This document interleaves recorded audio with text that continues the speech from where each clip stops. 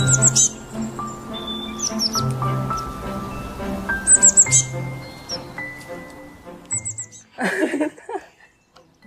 ke sekolah. Mbak, Hai, gimana? mau ke pasar. Sini Kalian dulu, ngapain? Ah? Aduh, Sini, Mbak, duduk sini kah? Iya. Oke. Duduk, Mbak. Hati-hati. Ya. Udah berapa bulan sekarang? Alhamdulillah sih udah mau 8 bulan, Bu. Oh, udah habis besar ya, Bu ya? Iya, nih alhamdulillah, Bu. Alhamdulillah. Nah, karena Ibu lagi hamil, baru-baru ini aku mendengar soal stunting, Bu. Masa sih, Bu? Kalian tahu kan tingkat stunting di Indonesia itu masih tinggi loh. Iya Bu, berita bilang salah satu penyebabnya itu gizi buruk selama kehamilan. Bener banget, bahkan stunting itu bisa berpengaruh pada masa depan anak-anak loh. Aduh, Bu, saya lanjut dulu ya, mau balik dulu, udah mau masak duluan, Bu ya. Iya Bu, iya. Hati-hati, Bu. Hati-hati. Pelan-pelan, Bu. pelan-pelan. Iya.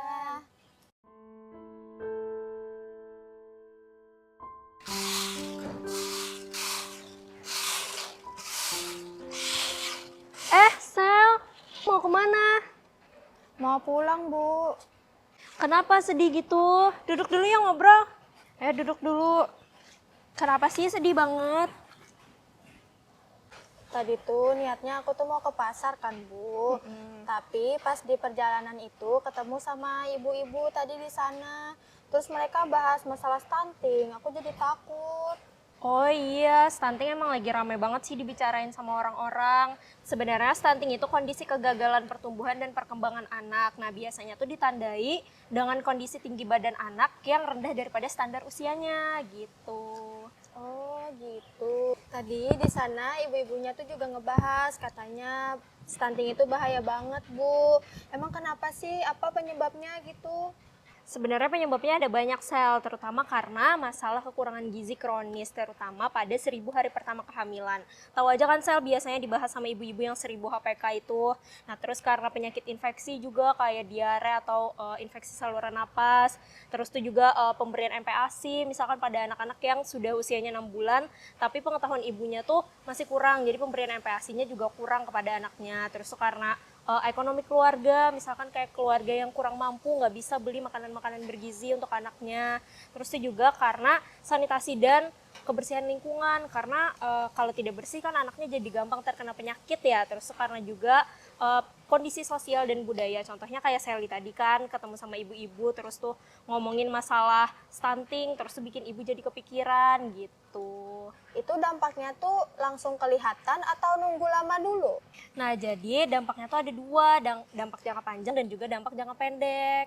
Nah, jadi dampak jangka pendeknya tuh yang pertama kayak gangguan perkembangan fisik, kognitif atau pengetahuannya, dan juga motorik atau gerak tubuhnya. Terus tuh kerentanan juga terhadap penyakit infeksi yang udah aku bilang tadi. Nah, terus juga peningkatan biaya kesehatan karena dia kan harus berobat gitu. Terus dampak jangka panjangnya, dia berisiko terkena penyakit kronis lebih mudah, kayak contohnya diabetes mellitus padahal masih kecil gitu, tapi dia udah berisiko terkena penyakit kronis kayak gitu. Terus tuh kinerja belajar dan produktivitas kerjanya nanti juga bakalan tidak optimal. Kemudian siklus kemiskinan yang juga berlanjut. Ngeri banget ya. Itu bisa nggak kalau misalnya dicegah? Bisa kok dicegah, tapi sebelumnya kamu udah pernah nggak periksa kehamilan ke puskesmas? Kalau soal itu belum sih, Bu. Soalnya kan suami aku tuh lagi masih merantau. Jadi aku ya di rumah aja, nggak ada yang ngantar ke puskesmas. Nah, kalau gitu kamu harus sering ya sekarang cek kehamilan kamu ke puskesmas biar nanti dokter sama perawat di sana mengecek kondisi bayi kamu di dalam kandungan kayak gimana dan juga dijelasin gimana cara pencegahannya, kondisi kesehatan kamu kayak gimana. Biar nanti aku bantu deh hubungin perawat di puskesmas. Makasih ya, kamu udah bikin aku lumayan tenang. Tadi pas abis dari sana aku tuh kepikiran banget. Takut bayiku kenapa-kenapa. Berarti nanti abis ini aku periksa ya ke puskesmas ya. Gimana pun caranya, pokoknya aku mau tetap periksa. Aku nggak mau bayiku kenapa-kenapa. Kalau gitu aku balik dulu ya, udah mau sore. Bisa ya aku pulang dulu. Iya, hati-hati ya di jalan. Sehat-sehat kamu, Sel. Makasih ya. Iya, dadah.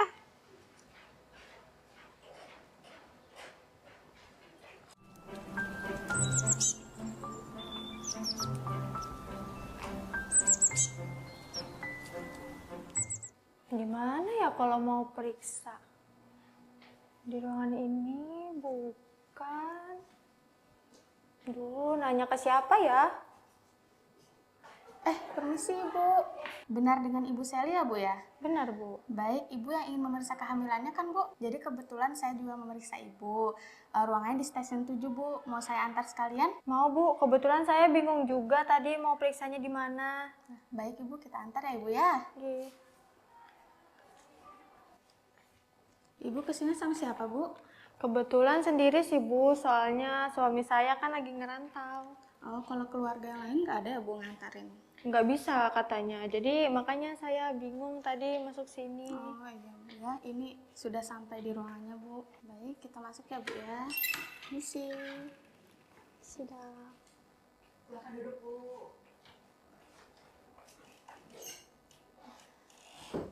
Selamat pagi, Ibu. Pagi. Dengan Ibu Sally, benar? Iya, Dok. Benar. Bagaimana kabarnya, Ibu? Alhamdulillah baik, Dok. Baik, Ibu. Sekarang umur kehamilannya berapa? Sekarang usianya 8 bulan sih, Dok. Nah, kebetulan saya juga takut, Dok. Kan lagi marak tuh stunting. Makanya saya juga mau periksa kehamilan saya. Takutnya nanti ada kayak berpotensi gitulah kena stunting juga. Benar sekali, Ibu. Jadi pemeriksaan ini dimaksudkan untuk mencegah dan mendeteksi dini resiko dari stunting. Baik, hari ini kita akan melaksanakan beberapa pemeriksaan yang akan dipandu oleh nurse. Baik, silakan nurse. Baik, Ibu. Saya akan periksa tekanan darahnya dulu ya, Bu.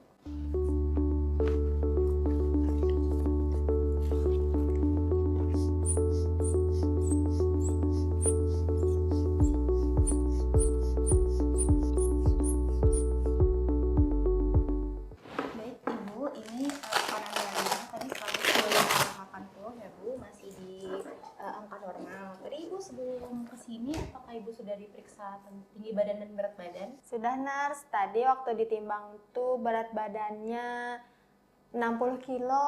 Terus kalau tinggi badannya itu 160. Baik, Ibu, untuk indeks massa tubuhnya normal ya, Bu. Tadi berat badannya 60 kilo dan tinggi badannya 160 cm. Setelah ini pemeriksaannya akan dilanjutkan oleh Nurse Safira ya, Bu. Mari Bu, saya antar ke bed.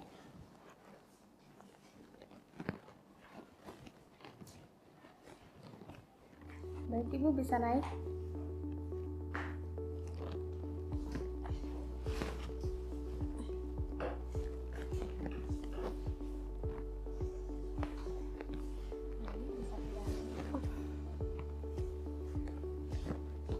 Baik Ibu, jadi di sini saya akan melakukan pengukuran tinggi perut Ibu, kemudian kita akan melakukan pengukuran lingkar lengan atas Ibu.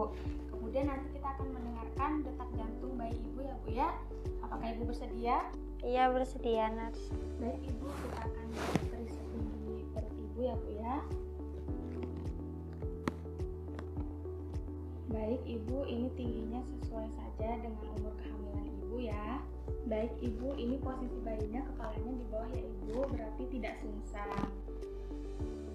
Baik Ibu, ini kita lanjut ke pemeriksaan berikutnya ya Ibu, mendengarkan detak jantung bayi Ibu. Ya, nurse.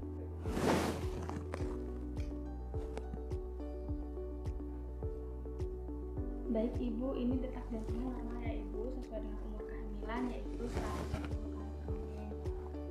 Baik Ibu, ini pemeriksaan detak jantungnya sudah selesai. Selanjutnya kita Ibu bisa duduk, kemudian saya akan memeriksa lingkar lengan atas Ibu ya Bu ya. Baik Ibu, kakinya bisa diturunkan saja. Ya.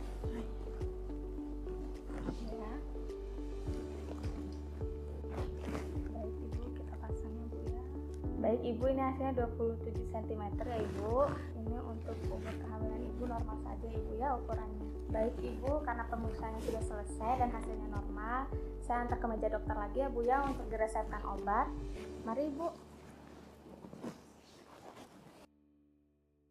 Permisi Dok, ini pemeriksaan sudah selesai. Baik Dok, ini hasil pemeriksaan pasien tadi. Kalau begitu saya permisi dulu Gi. Iya. Baik Ibu, berdasarkan hasil pemeriksaannya tadi, semuanya tergolong normal ya Ibu ya, dari indeks massa tubuh Ibu sampai dengan denyut jantung dari bayi Ibu dan tinggi dari kehamilan Ibu itu sesuai semua. Baik, ini saya akan resepkan suplemen tambahan, tablet tambah darah ya Ibu ya, yang sudah mengandung asam folat Ini untuk menjaga perkembangan dari janin ibu. Ini saya berikan 30 tablet untuk 30 hari sampai dengan konsultasi selanjutnya. Nanti suplemennya ibu minum 1 kali sehari ya ibu ya, untuk 30 hari ke depan. Apa ibu sudah cukup paham? Paham dok, makasih banyak dok. Kalau begitu permisi dok lah. Oke. Si dok. Terima kasih banyak juga ibu, sehat-sehat ibu.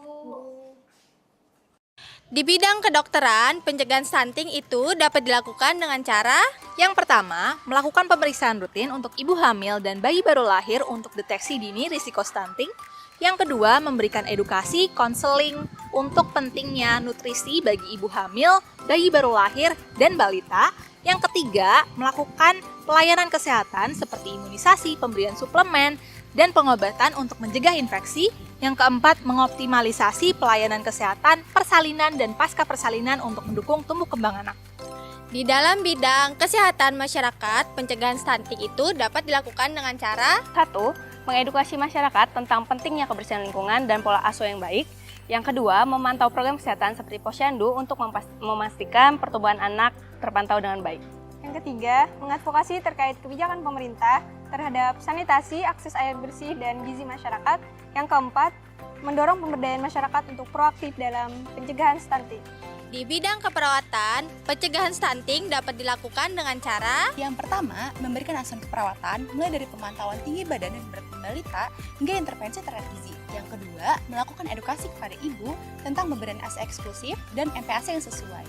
Dan yang ketiga, memberikan dukungan intervensi penanganan pencegahan stunting. Dan yang keempat, mendukung kenyamanan pasien serta emosional keluarga pasien anak stunting. Dan di bidang psikologi, pencegahan stunting itu dapat dilakukan dengan cara Yang pertama, memberikan psikoedukasi kepada masyarakat tentang pentingnya kesehatan mental ibu selama kehamilan untuk mendukung perawatan anak. Yang kedua, melakukan konseling pada remaja putri tentang kesiapan fisik dan mental sebelum menikah dan memiliki anak. Yang ketiga, memberikan intervensi kepada anak stunting untuk mengoptimalkan perkembangan kognitif dan sosial mereka. Yang keempat, membantu orang tua anak stunting untuk mengatasi stres, kecemasan, atau trauma yang terkait dengan kondisi tersebut. Kenali, cegah, dan atasi stunting demi Mewujudkan generasi emas.